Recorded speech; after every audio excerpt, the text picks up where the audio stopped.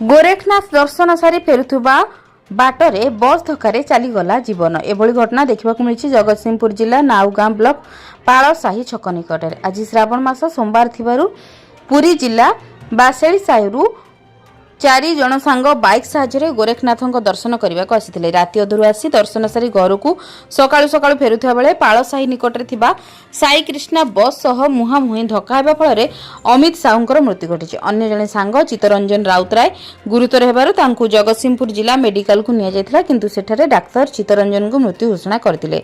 अन्य पक्षरे उत्त्यक्त स्थानीय ग्रामवासी रास्तार अमित को मृतदेह रखी रास्ता रोक करथिया बेले नाउगां पुलिस घटनास्थल में पहुंची लोक मानकु बुझासुझा करी अमित साहू मृतदेह को थाना को आनी अधिक तदंत आरंभ करथिबा देखा जायछि। जगतसिंहपुर संतोष मल्लଙ୍କ रिपोर्ट, जन अधिकार लाइव।